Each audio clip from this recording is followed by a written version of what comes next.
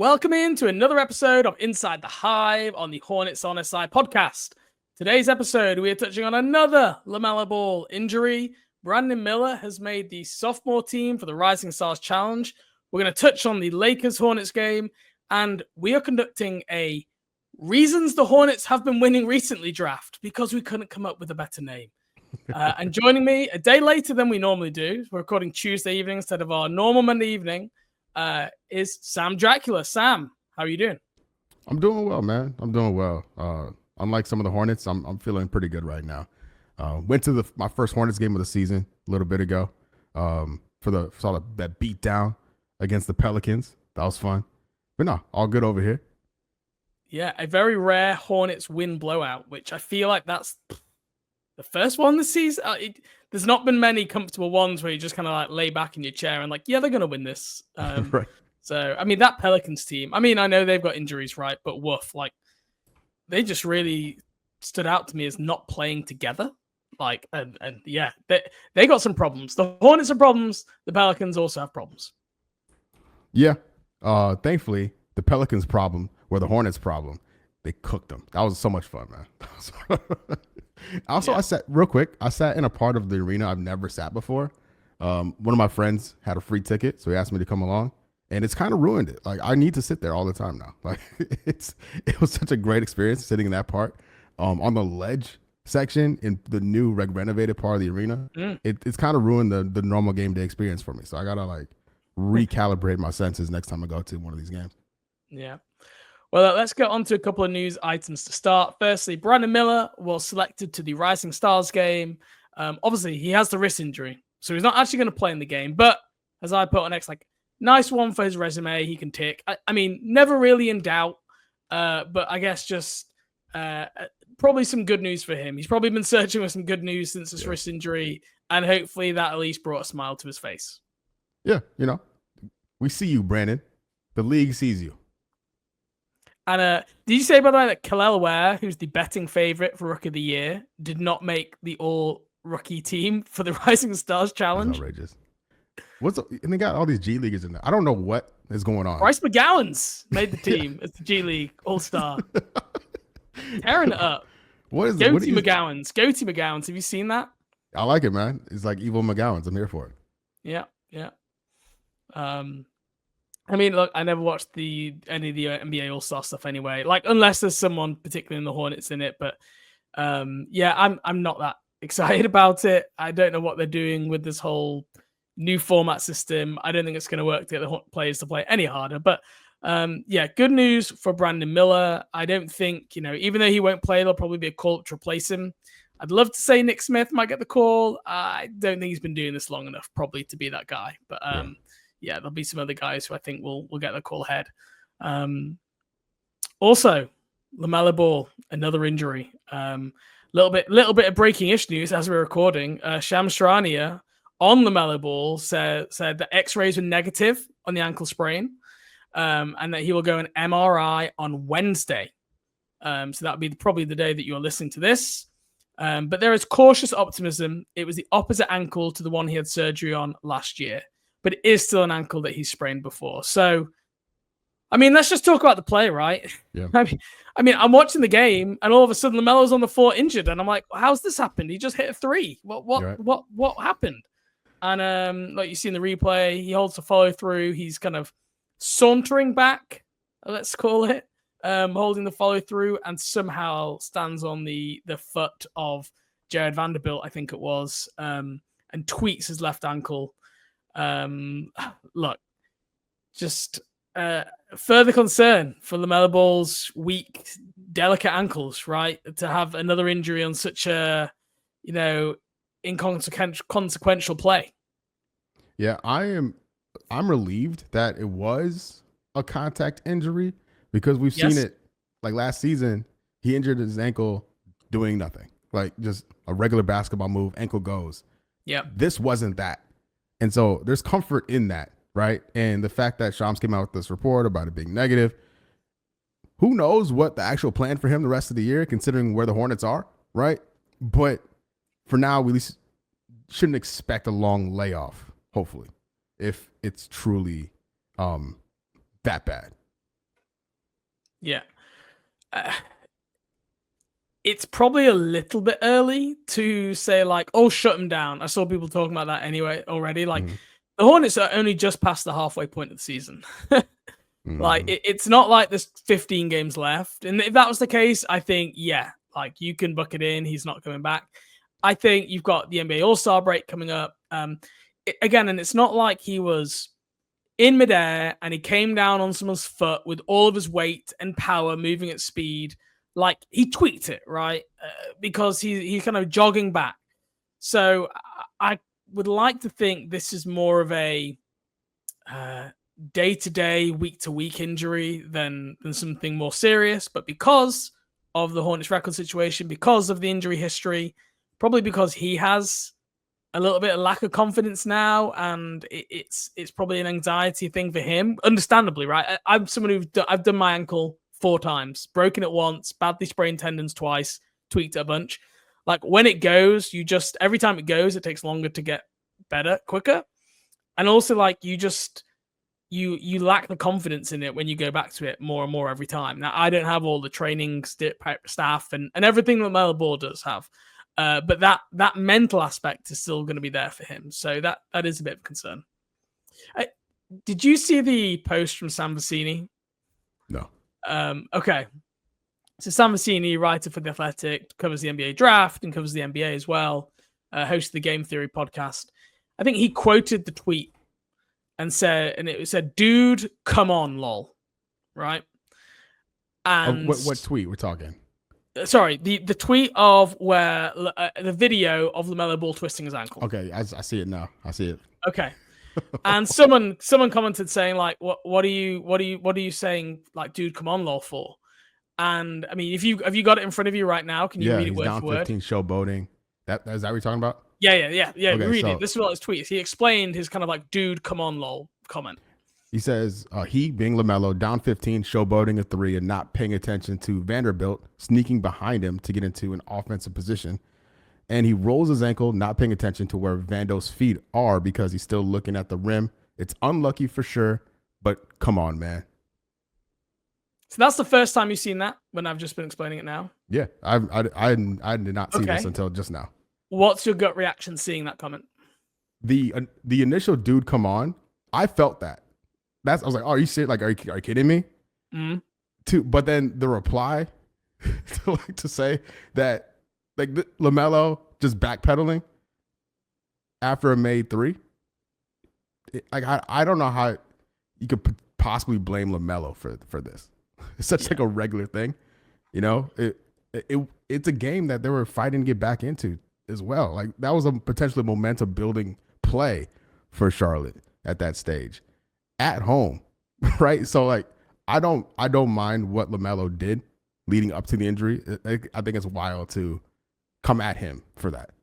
Yeah, I agree. I listen to Sam. I respect the work he does, and I know, by the way, and Sam would admit this, right? He's really honest. He said like, I'm just not a LaMelo Ball guy. Everyone kind of knows where I stand on that right now. He's not someone who I think loves his game, and I don't think he's someone who necessarily loves his approach to being a professional in terms of like his laissez-faire style and approach. And I think what Sam is probably, you know, some of that view is coming in here in terms of like, he's just being careless, right? He's not concentrating. Look, I think so many NBA players do what LaMelo Ball did every time. And we don't see that angle on the camera. And I don't feel like we ever talk about it when other players do that exact same thing. So for him to be going after LaMelo Ball for that, that's, I think, one of those things where I think his own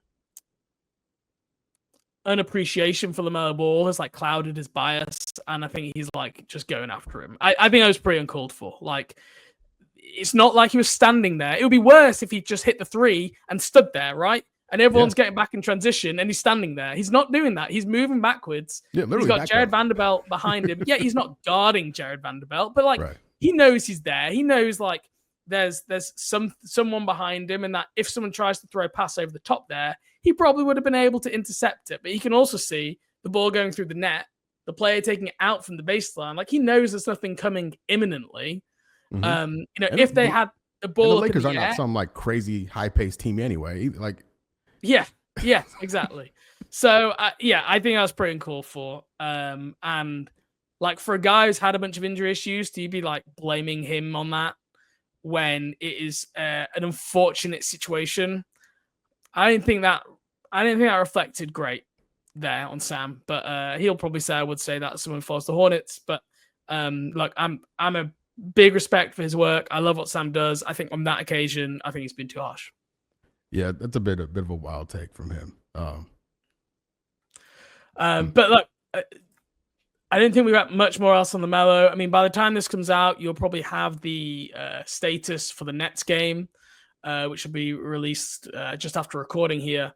Both of us are almost certain he's not going to be available for the Nets game, but let's wait and see. Here he's got a little bit of a natural break coming up with that All-Star break, but get ready for a lot more Vasiljevic, Sam. Yeah, my favorite. Yeah, he always seems to play better when LaMelo Ball is injured than when he's coming off the bench. Who's the backup point guard after Vasiljevic? Is there one? Is there an answer to this question? I think it's Nick Smith Jr. Cody Martin. Cody Martin might be the answer, but he's also injured at the moment. So it's probably not him either. Then it probably would have been Brandon Miller. I mean, it's going to be, KJ Simpson, actually. That's the answer. You're right. True. That's the answer, right? Isaiah Wong, I think, got some burn, but I think they maybe view him more as like a combo than a pure point. But we're probably going to see some KJ Simpson time in Charlotte here. I think that's safe to say. I don't mind it, but it's not ideal when you're trying to win games. Well, if you're trying to win games. Well, there you go. The Hornets were just beginning to win a few games too many here, right? So, like, what is it here? They've won 5 of their last 9. So they had to slow down. That's too. And like other teams started winning. The Raptors have started winning recently. The Nets are losing a lot. But the Pelicans have been winning recently. So maybe in the grand scheme of things, you might look back and say, like, this is a blessing. As always, we like to try and turn the bad news into a silver lining. But like legit, like they lose Brandon Miller, and then the next week LaMelo Ball. Like what luck does this franchise have? What's happening, man? Yeah, I've just become so numb to it all. Like it's not even a surprise anymore. It is just like, yeah, that feels right. It would actually be more surprising if they played like 40 games together and no one got injured. I'd be like, the Hornets have got so much good injury luck right now. This can't maintain. Where actually that's what probably happens for like 50% of other teams in the NBA, right? So, okay, let's move on to the Lakers game. Close one in the end between the Lakers and the Hornets. Hornets were down big early. Holy hell. Really slow start. Charles Lee pulled the starters pretty early. Ended up finding a little bit more on the bench. And look, they were right in the game down the fourth quarter. What were some of your kind of key observations here on this Lakers Hornets game?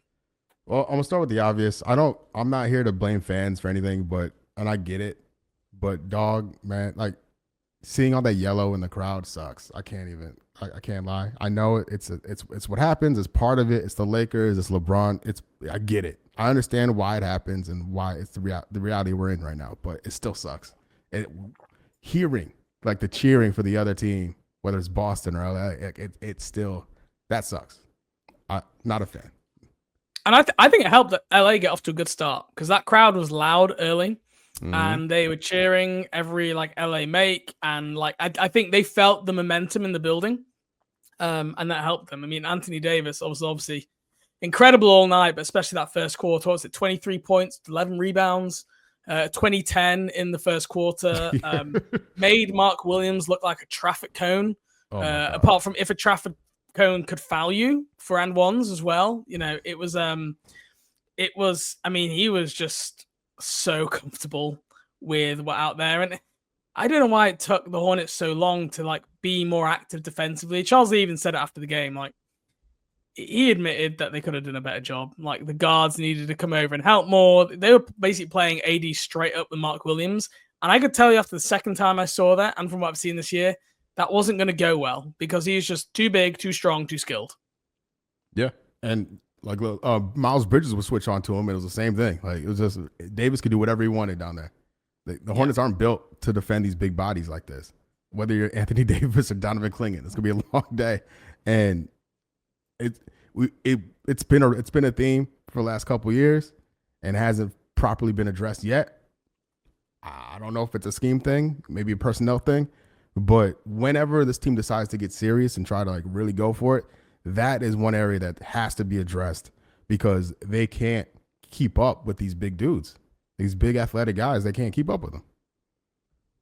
Well, and I think this is part of the reason probably for the drafting of Salaun, because he is a big, strong power forward who can probably like body up some centers, and then that allows Mark Williams to be like the help roamer on the backside. It's like it's what the Timberwolves do with Rudy Gobert at times, where like when they played against Jokic last year, they ended up having their power forward or other guys guard Jokic, and then that had Towns do that, and then Randall was like roaming on the back end. I think that's probably how Mark Williams is best, but right now they're playing Miles Bridges at the 4, right? And Miles Bridges is 6'6" on a good day, and they're undersized. So and Salaun's not ready for that yet. But you're right. I think there was hope that Mark Williams would solve some of that when he played. I think as we've learned when he's come back, as good as some of the things Mark Williams has done on offense, especially defensively, the team have been better with Mark Williams out on the floor, but he's also not someone who's just suddenly going to give you an interior paint presence on the defensive end that's going to really, really change the game plan for other teams. That I think maybe we felt he would be more of a factor there. Yeah, I think his greatest contribution is going to be on offense, and that's good, and that's needed. Like I don't want to downplay what he's doing offensively because that's really important to what the Hornets have going on, especially with some of the key missing pieces. But that the physicality has been an issue for a few years now. That's been part of the package with him. And with this year and next year being the end of his rookie deal, I was like, all right, what happens? Like if the physicality doesn't rise up, like what do you do with that spot? They have some time to figure it out, but it's gonna be a running theme for a while until it changes. Yeah, I mean, I think they've made progress. Yeah. Like if you'd asked me a year to 2 years ago, I would have told you physicality was this team's biggest issue. Right. I don't think it is anymore. I think they've got some of that through Cody Martin playing, Josh Green playing. I think Miles Bridges has done a better job in the kind of like second half of the season so far. I think the guys that they've drafted and brought in, like KJ Simpson, Salaun, are both like physical players. Grant Williams, who they brought in, can play that way too. I think they recognize that, and I think they are trying to address the issue. But you're right, like the core players of Mark Williams, LaMelo Ball, Brandon Miller, who are your, 3 of your best players who you expect to be on the floor at the same time, you would not describe them as like physicality as a plus asset for any of those 3, which means the other 2 guys who are on the floor with them like have to be, because otherwise, like you said, they'll just be too easy to play against, and you'll have to have a lot of kind of like gimmicky doubles, and you'll have to put yourself in rotation to try and take those things away. True. Shouts to Josh Okogie for bringing the ruckus. Can we talk about him real quick? Absolutely.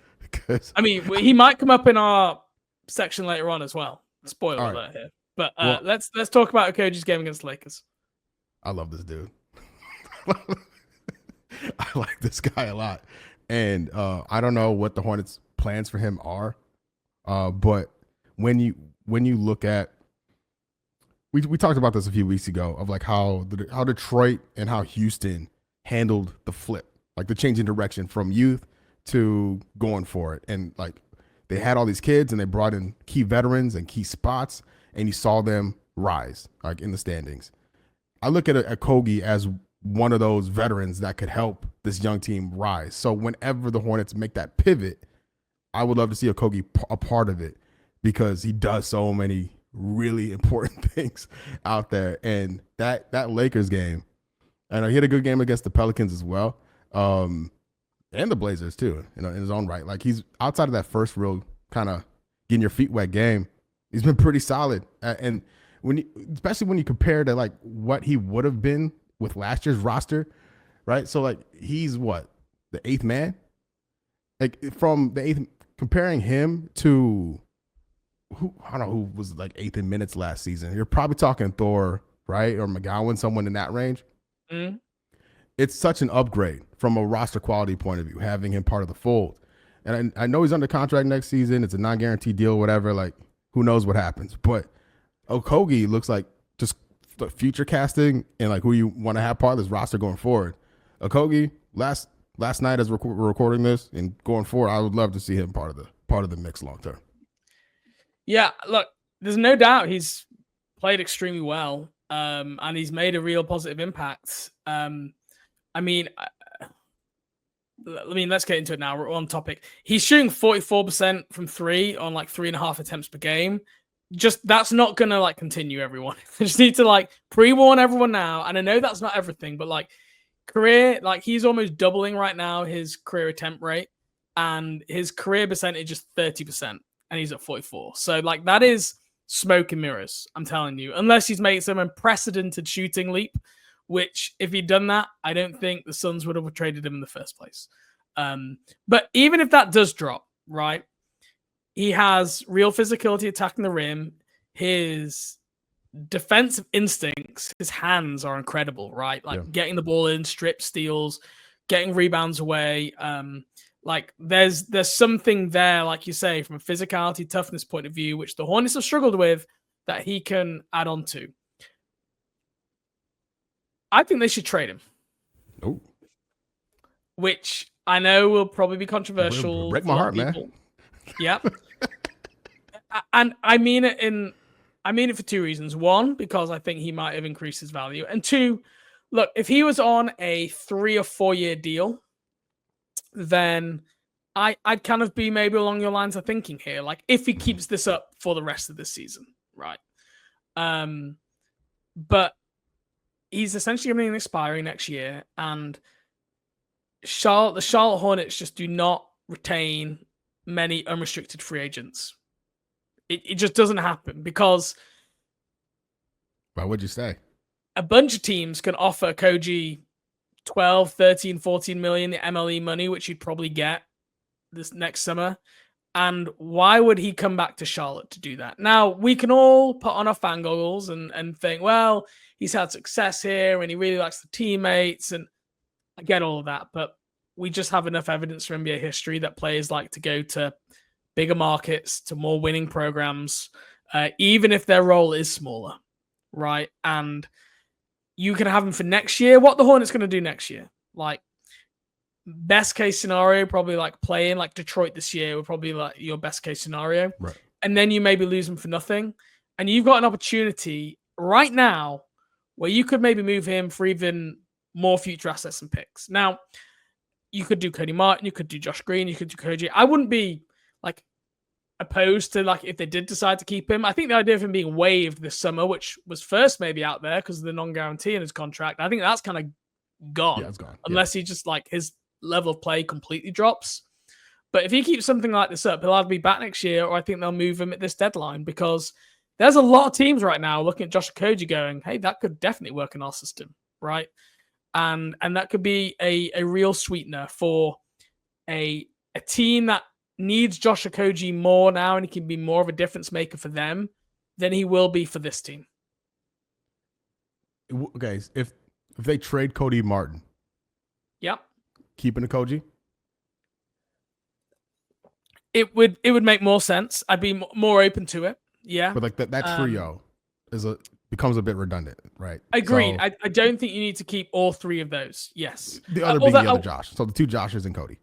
Yeah, I mean they are also different players though. Like, you know, Josh is definitely like a 2. Cody Martin is more of like a 1-2, and then Okogie is more of a 3-4. So I do think there are worlds where like some of those can play together, but I agree that having that much salary allocated to those type of players, like probably unlikely to happen long term. Fair. I know that'd be controversial. I know like the fans are loving Josh Okogie. I'm loving Josh Okogie. 3 steals per game.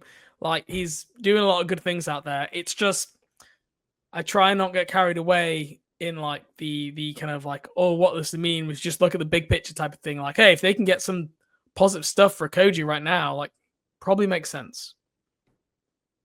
I want a first round pick. I'm kidding. That might be too much. Look, we talked to Williams, we talked AD. I think, like, real quick, what did you think of LeBron last night? I mean, I think second half LeBron. I'd have to look at the numbers. I feel like LeBron's second half really turned it on, but I don't think he looks like he's 40. Like, it's insane what he's been able to do. I know he's LeBron, but I'm always still just in awe of what he does. Yeah, it was the first time I watched LeBron play the Hornets last night, and I went, like, I'm not scared when LeBron had the ball. Like, I was way more scared when AD had the ball. Right. As you can probably tell from the box score. And that's partly because of the type of defenders that Charlotte have and everything like that. But it was the first time I was like, yeah, he's really slowing down here. Whereas like in other years, I'm like, no, it kind of still looks like LeBron. Like there was a lot of this backing down players and posting up and kind of looked like he wanted to keep his body between the ball and the man and everything like that. But look, another observation from me, Nick Smith Jr. last night, I think he had a career high 6 assists, maybe just 1 turnover. I really liked some of the unselfishness that I saw from him, like finding ways to affect the game outside of scoring. That's where I've criticized him before. Even though he didn't have a great scoring night, I felt like he did that. He was like hunted relentlessly by LeBron James on these switches. Yep. I mean, like he was just posting, where's Nick Smith Jr. at?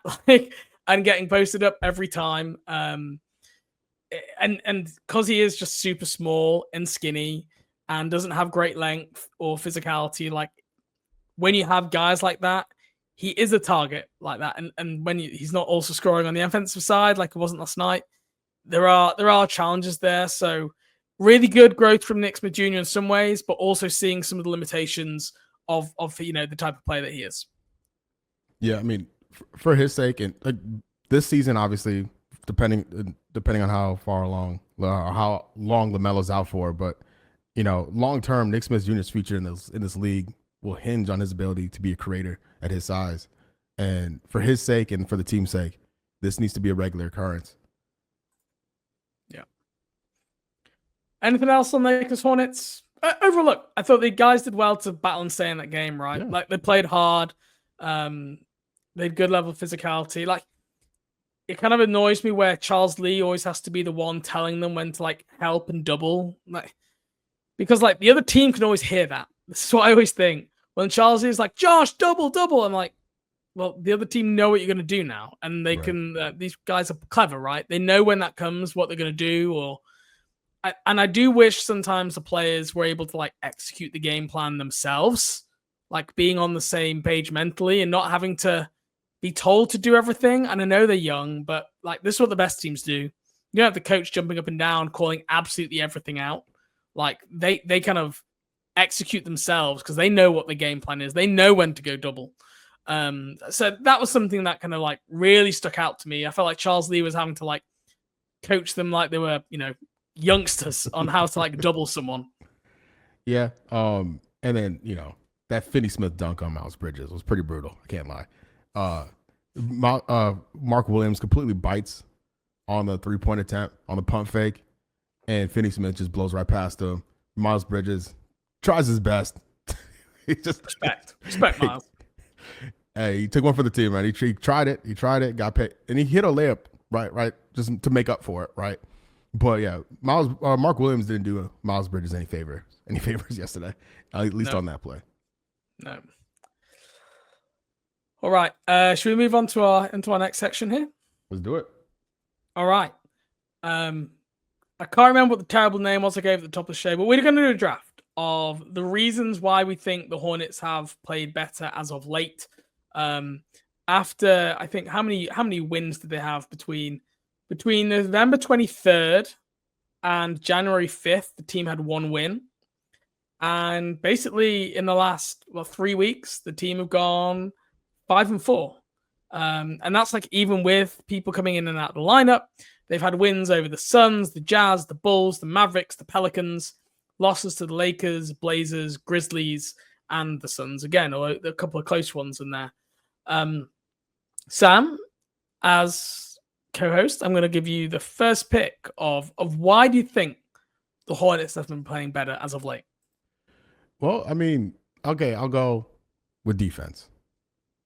All right. They've made a concerted effort to play better on defense. It's not perfect. I don't want to overstate it, but last 5 games, they're a top 10 defensive team. Even in the last 10 games, they're ranked 10th. Mm-hmm. They have figured something out here, at least to a point where it's leading to more competitive and actual wins. Because we've seen the team hang in games, but hasn't really resulted. Like, it really struggled. They really struggled to get across the line. And a lot of that had to do with falling behind early. But they've done a really good job of leveling things out on the defensive side, up in the steals, up in the blocks. And I think you're seeing the results of it. And going back, it's not perfect still. Like, they're not doing well on points off turnovers or second chance points or points in the paint. Like, there's still holes in it. But I think as a whole, they've stepped up on the defensive end, and you're seeing the results of that. Yeah, they definitely have. It's always frustrating to, like, why does it have to wait to January? Mm-hmm. You know, like this happened, remember, with Steve Clifford last year, right? Where like they were first in defensive rating from like, I don't know, for like a month period, and then just like completely didn't carry over to the next season. And everyone was thinking it would do. It kind of, it comes and goes, and the execution, I think, of the coach's game plan has definitely been better. I don't want to spoil some other picks here. This is what I'm kind of, I'm worrying, which is why I'm picking my words carefully here. But look, defense has absolutely been better. I think they're up for the season now. I think it's not loading for me here. My page is refreshing. But in the last couple of weeks, like you say, definitely a top 15 defensive team. And this is with missing so many guys as well, right? So defense has definitely improved. Okay, I'm going to go next. And what am I going to do? Okay, I'm going to go straight down the middle. I'm going to go Mark Williams. Right, Mark Williams return. And like obviously he's been back longer than this, but he's not been playing kind of heavy starting minutes because he was like coming back and coming out again for like little period of time. And he's, for the first time, I feel really, really got under and kind of got his legs under him. I think some of the rust has gone offensively, which he probably had for like the first handful of 10 games or so. And, so some of these lines that he's had and some of these wins have been absolutely huge. He obviously had the 31 and 13 game, which was a win against Utah. He had the big game as well against, who is it here? Chicago, where he had 19 and 19. He's been incredible offensively. On the offensive glass, I mean, look at the rebounds. Over the last 9 games, I think he's averaging about 4 or 5 rebounds, offensive rebounds per game, which is just absolutely incredible. His ability to pass the ball as well, you're seeing him like with 3, 4, 5 assists, like almost every other night. And especially with LaMelo Ball in the lineup, he's been able to make plays as that short roller. And there's been definite play development growth there, which is pretty incredible because he's not been playing as much. So I think that's really helped give the Hornets interior presence. And the team as a whole has shot the ball a lot better recently. And I'm pretty sure Mark Williams is a reason for that, because teams are taking away that lob, trying to take away him at the rim, having to box him out. And he's been able to find guys and suck people in to then get people open shots. So he's a big part of everything beginning to click a little bit better on offense. Yeah, and just to add to the Pelicans game, he didn't play because of a foot, and I was like, oh, here we go, we're back at it. And no, 1 game out, took a breather, right back at it. Love that. All right, you go next. What's your next reason here? This one feels mean, but I will just. Tajon Salaun's out the team right now, man, and he's gone there. Okay, I don't think it's an accident. Things have gone a little better. He's been in the G League or inactive for the last 5 games. Didn't get called up even after the spate of injuries, right? There was a one game where I think it's the Pelicans game maybe where you thought, oh, he's going to get called up here because I think Miles Bridges was out and they just didn't, right? They just left him in Greensboro, which I think, look, caught some people off guard, but they obviously felt, look, T-John just needs to spend some time in Greensboro right now. Like, let's let him get settled there and get some time and not be messing him around by ferrying him back and forth. Right, because, with Okogie on the team now, who can play some 4, like I feel more comfortable having Josh out there than Salaun, right, on both ends at this stage. And so I don't think it's an accident that we're seeing this uptick without Salaun. And I don't want to condemn the young man. Hope he gets better in Greensboro and continues to get better year after year after year. But it's those minutes. He was about, right before he got sent to Greensboro, he was about 18 minutes a night. Those 18 minutes a night are being used by much better players. And we're seeing the results of that. It's a great pick. I didn't have it on my list. I didn't have it on my draft board, and I'm upset that I didn't. It's a really good pick. Look, the Hornets with Salaun on the floor, they are minus 13.4 points with him off the floor. That ranks in the 2nd percentile, which essentially means that he is one of the like on-off numbers can be noisy, but it gives you the idea that he is potentially one of the most harmful players for your offense in the entire NBA. And that matches the eye test because even though the shot looks good at times, like it's not good right now, not gone in enough. And if he's not hitting threes, he literally cannot do anything else. His ability to finish around the rim over any form of contact or interior presence is non-existent. There are air balls left, right, and center on layup attempts, which is pretty concerning. So like you say, trading that out for Josh Okogie, who is like a veteran, solid NBA player, that is definitely helped things in that second unit. So I think it's a great pick. I'm going to go next. This one is also harsh, but maybe in a different way. I'm saying a weak, soft schedule. All right. Okay. Look, the Suns win was a legit win. Okay, yeah, they didn't have Nurkic because whatever's going on there. And they were playing Plumlee and Iguodaro, which are not the front court that you'd think the Suns would be playing. But the Jazz, the Bulls were pretty injured when they played them, missing key players. The Mavericks were very injured. The Pelicans are missing key players. Even though Zion played, like Herb Jones is out, and there are other players out as well. So I think there has been some welcome injury luck from opposing teams, which has helped the Hornets out a little bit here. So I didn't want to take this one too early, but this is a pretty high one. Like, I think if they'd been playing higher caliber teams, they wouldn't necessarily have picked up as many wins as they have. I think that's valid. I think last time we talked, I was trying to predict a game to be a lock for a Hornets win. And I actually kind of struggled because I looked, there's unlike the last time you asked me to do it, when I looked at, what was it? Was it Utah? It's like, that's got to be a win. I looked at Portland, New Orleans, even Brooklyn tonight as like, all right, those are very favorable matchups for Charlotte. And you never know, that. Then you just fast forward ahead, things get a little tougher, right? The Clippers, Nuggets, Bucks, our friends Detroit. So you're right. Yeah, the scheduling people did the Hornets a solid for sure. Yeah. All right, your pick. All right. I'm gonna go just a basic one, free throw shooting. Not on my list.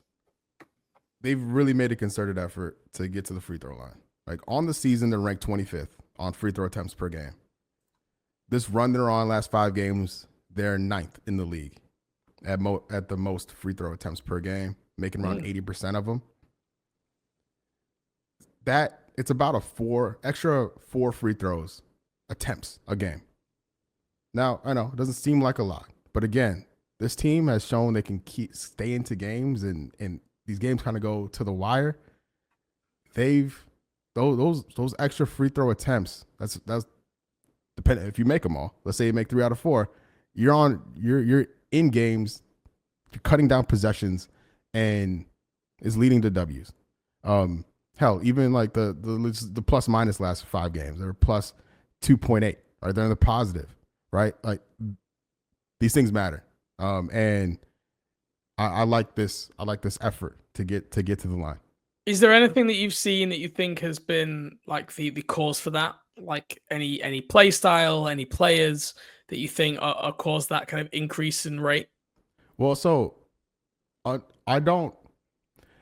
I'm gonna kind of combine this with something else, right? This different focus from LaMelo. Don't you go stealing my next pick here, Sam. All right. Well, I'm gonna say then somebody, I'm not gonna say who, is taking fewer shots a game. And other people are getting more shots per game. And I think the free throw guys getting to the free throw line, taking shots closer to the rim, creating those opportunities is a result of that. I'm not saying who. I'm not saying anything. Yeah. I think that's part of it. I think they've played faster as well, right? And then when you get out in transition, the defense is more tilted. Guys are kind of like running back, trying to make plays in transition. You pick up more fouls that way. We talked about Mark Williams already, and he's got to the free throw line 10 times, and 13 times in the last 6-7 games. So again, I think having his physicality and some of that's come on getting fouled, going for offensive rebounds and other things of that nature. So I think it's a good point. Right, my next pick. I have to pick it now. Is LaMelo Ball. Hey. Look, I think LaMelo Ball, the last 5 to 8 games, I've really noticed a change in his play style. And, I said it on my solo pod last week. Someone even asked him about it. Like, have you made a more concerted effort to get more people involved? And he was just like, no. I just play basketball. And he could have given a really good answer talking about how he has, but he clearly has. And Charles Lee even mentioned that they spoke to LaMelo a little bit about this. Essentially for the season, up to about 9-10 games ago, LaMelo Ball had an assist to turnover rate of 1.8. Okay, that is up to 2.7 over the last 8 or so games. So he's taking care of the ball more. He's dishing out more assists and turning the ball over less. Right, that is clearly a good thing, and that's come from, I think, just having a tighter handle and not being as aggressive as some spots. And also that's come on, he's drove the basketball a lot more. I don't have stats on drives per game, but like what you were alluding to there, he is taking less jump shots, less isolation threes, and he's been trying to get into the lane more and make plays for others. And you think that would actually increase the turnover rate, because as you drive, there's more extra hands everywhere, you get deeper in the paint. So the fact he's been able to do that and put that assist to turnover ratio in a positive direction, that's really promising. And then on top of all of that, his 2-point percentage is way up. I think he's finished at the rim better. Free throw attempts are kind of similar, but defensively, there's definitely been a change too. His foul rate is way down. He's had several games where he's really popped defensively to me. Still some of the off-ball steal, block, anticipation stuff. All the numbers are up here. I'm not going to give you the numbers, but people have watched the games, hopefully. It'll match the eye test. He's been more engaged defensively. And that's just contributed to a better balanced play on both ends of the court from LaMelo. And I think he's really helped some of the role players find success, whether that's Nick Smith Jr., Seth Curry, Okogie. These guys have all had some of their best games recently because I think LaMelo's trusting them a little bit more. And I don't know why he wasn't earlier in the season, but this is less NBA 2K style and it's more balanced, well-rounded play. And, it's absolutely one of the reasons that I think it's gone in a good way. And with Brandon Miller going out, it could have gone the other way. Okay, it could have got even more. I need to take more shots now. And it hasn't. And I hope he sees that he's reaping the rewards for it. Yeah, because the easy thing to do is just to put shots up. You're the best shooter on the team, and you're the best player on the team. So I should probably take the most shots. And you should, but you should also get your teammates involved as a point guard. And what I don't want to. The Hornets need LaMelo Ball, right? I'm no doubt about it. But I think of all the times LaMelo's been hurt, this team, I feel the most confidence in of them holding form. Because the roster's better, but their individual form is up. And so removing LaMelo from the situation, I think because you're seeing Josh Green step up. You're seeing Miles Bridges step up. You're seeing Mark Williams step up. And like, hopefully it's not for an extended period of time, but like if LaMelo's out for a week or two, I feel pretty okay with how these guys are going to approach these games, given what we've seen, how they've been playing, right? Going into the games prior to LaMelo being hurt. I hope so. I'd feel a lot better if they had Trey Mann, right? Like, yeah. I was thinking coming into the season, you had Trey Mann, you had Vasa Micic, like you had quite a lot of depth behind LaMelo, even if he went down to be respectable. The fact you lost two of those guys really freaking hurts. But well, look, we're going to find out, right, in the next week or so here, if that's the case, especially that Brooklyn game, which the Nets are on a 7-game losing streak. It's a very winnable game. But, you know, if the Hornets lose that, you can tell people are going to go, oh, this team's unwatchable without LaMelo Ball all over again. Okay, my next pick. I'm going to go Charles Lee. I think Charles Lee has made adjustments to the style of play. I think that has helped this team. And there's a couple of particular things I want to highlight here. First, as I mentioned, like he talked already about him trying to get LaMelo to kind of get into the paint a little bit more and make plays for others. Like he's instigated that. I don't think it was LaMelo necessarily doing that automatically. I think Charles Lee has played a role in that, and that's positive.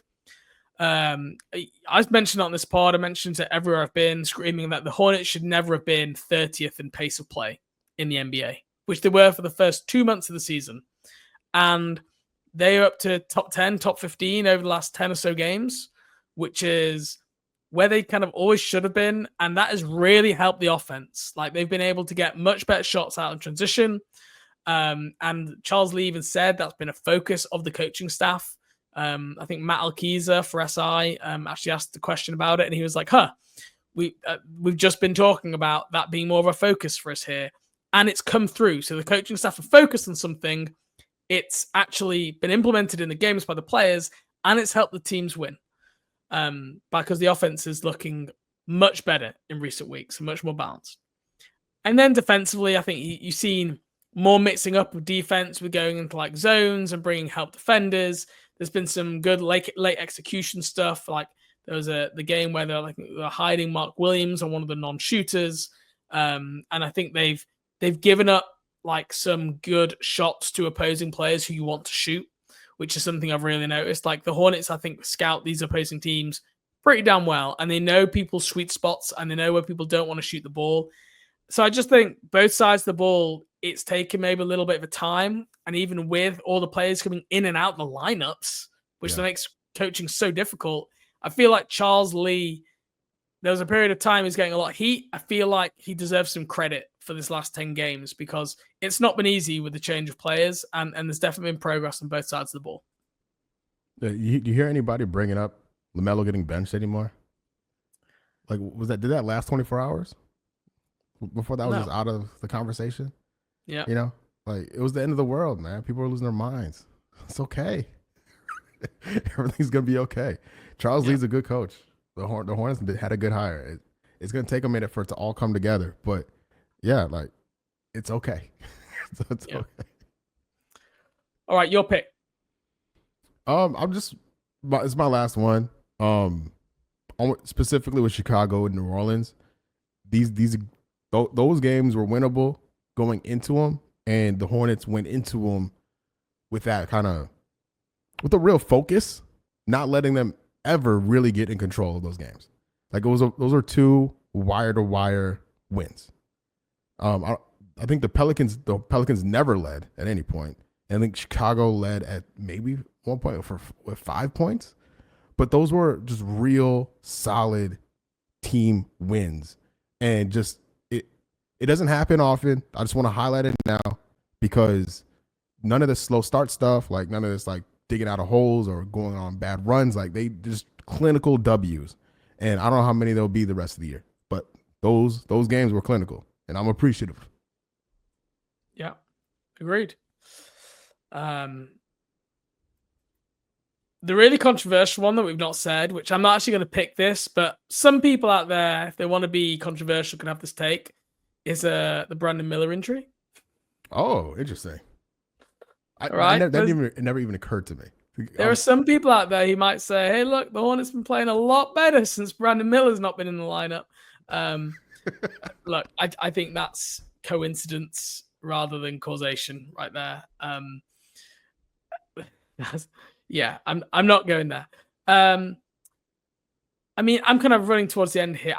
There's a bunch of individual. I could just pick like individual player playing better. Like Josh Okogie, we've already talked about, would have probably been one of my picks. Nick Smith Jr.'s played better. I think Miles Bridges has played a lot better over the last 8 games. Miles Bridges, he's 22 points, 6 rebounds, 4 assists, 50% from the field, 40% from 3. 87% from the free throw line. Like, he is looking much more himself, kind of what you expected to see. And by the way, the defense is much better than earlier in the season too. Now, he is someone who I think probably like maybe has been emboldened by that Brandon Miller injury a little bit and maybe feels more natural in that kind of like secondary playmaker role than he was doing. You remember early in the season, Miles Bridges was like, running up and down the court, standing in the corner and just not involved in this Hornets offense at all. And I think Charles Lee and Miles have figured out better ways to use him. So, I don't want to pick each one of those guys, and I might just stall on 1 or 2 of yours, but all of those guys have like raised their level of play. Nick Smith Jr., Josh Okogie, Miles Bridges, and that's just raised the level for this whole team. And everyone playing a little bit better all helps each other, right? Because then the looks are cleaner and the defense is better organized. But I was pretty critical on Miles Bridges. I mean, even at the start of this month, I would have been like, well, if you can get positive value for Miles Bridges in a trade, you should probably do it. His recent play, like, has maybe given me some more pause there. Like, maybe it was a slow start. I mean, ideally, like, you can't just like not turn up for 6 to 8 weeks. Yeah. When you play $25 million per year. So I don't want to be a prisoner of the moment, but let's see how the rest of the season goes. And I think he's going to be, I hate that I don't use the word winner in a bad situation, but like potentially without LaMelo, but for sure without Brandon Miller the rest of the way. Like this is an environment Miles Bridges is used to, right? Like he's done this. He's played without Brandon Miller a lot, right? He's played without LaMelo Ball a lot. He's been the focal point plenty of times, but him being the third option with those guys, with those 2 guys specifically, we haven't really seen a lot. So I think there's a good chance, like, it's a kind of the question of like which Miles Bridges are we going to get when everybody's back healthy? Because we're kind of hitting the reset button on that whole thing next year whenever those guys, get back. Yeah. Confirmation from Hornets PR, by the way, as we're recording, that LaMelo Ball is indeed out tomorrow, as is Josh Green with right foot soreness. Cody Martin is now listed with a sports hernia, whereas before that was listed as, I believe, as core tightness. Sports hernia is no joke. Like, that's not something that just goes away with rest. Sports hernia normally needs surgery, from what I understand. Like, it exists. And Mark Williams is also out with left foot injury management, which isn't even on the second night of a back-to-back. So this feels very, very, very tanky from the Hornets here against the Brooklyn Nets. Sag for flag. Yes, sir. Just thought I'd throw that in here whilst recording. Look, any other picks from your end here? I think I'm pretty much out here. I think I'm out of picks. No, I mean, I'm on my board's clean. I'm really satisfied with how this team has responded to the really bad start to the season. And it's this team, it's like that thing, like the season started over at the beginning of February. I'd feel way more positive about things, but it doesn't work like that. We're over halfway done. and we're pretty locked into how things are going to go for the rest of the year. Yeah. All right, Sam. Well, that's going to do us for today's episode.